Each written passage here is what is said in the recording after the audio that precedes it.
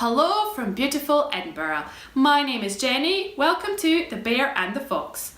I'm back today with another roundup of our favourite picture books, and today's theme is foxes. So let's get started.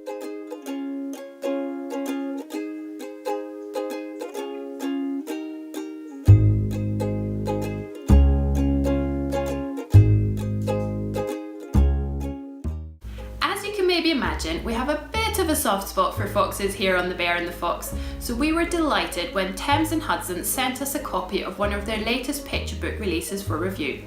It's about a very special fox and it became an instant favourite.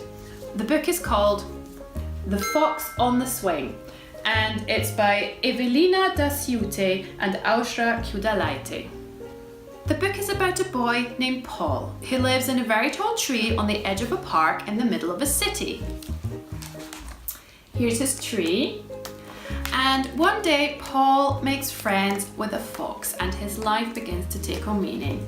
Here's one of their very first meetings, and here is one later on in the book when they are looking at the stars together.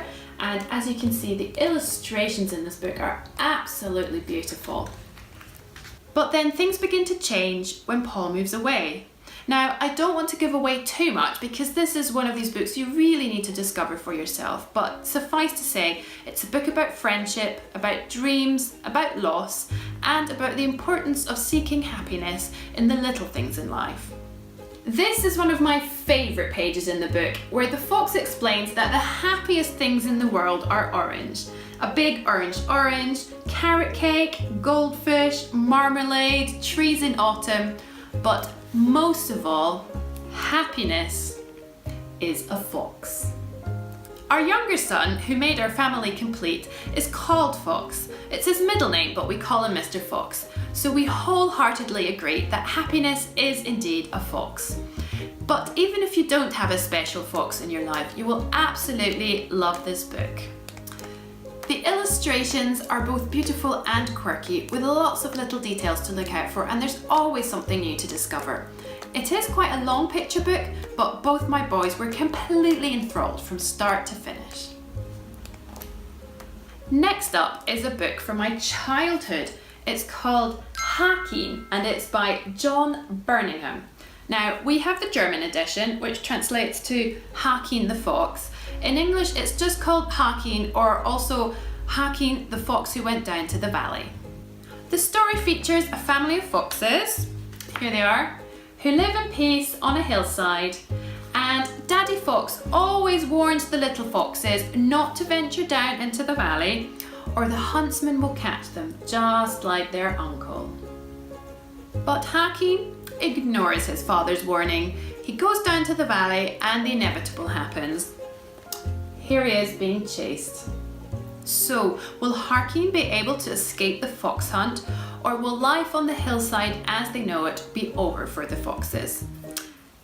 This is a cautionary foxy tale about the wisdom of listening to your parents. Book number 3 is one I picked up from a charity shop. It's called The Noisy Foxes by Amy Husband. The book features a family of foxes who live in a very noisy house in a very noisy city. Here they are. And one day they decide to move to the countryside in search of some quiet, but nowhere seems to be quite right. Owl's house is too high, Mole's house is too dark, Frog's house is too wet, and Badger's house is just too quiet. Until Mouse finds them the perfect place to go and live. Can you guess where it is? This is a classic tale about how grass isn't always greener on the other side, and I also love the collage style illustrations. Next up is The Fox and the Wild by Clive Mcfarland. Fred the Fox was born in the city, but he finds life there too noisy, too smoky, and just too fast. One day he meets a bird and he asks her, where do all the other birds go when they fly overhead? And she tells him, I'm from the wild. So Fred goes on a mission to find the wild, but he keeps running into dead ends. This isn't the wild. And this isn't the wild either. Will Fred ever find what he is looking for? This is a lovely wee story about perseverance, and again, I really love the illustrations. You may have gathered by now that illustrations are quite important to me when choosing books for my boys. Speaking of which, the last book in today's roundup is one that I unashamedly chose for myself because of the stunning illustrations. It's called The Fox and the Star, and it's by Coralie Bickford-Smith. There is a paperback edition of this, but this is the gorgeous cloth-bound hardcover.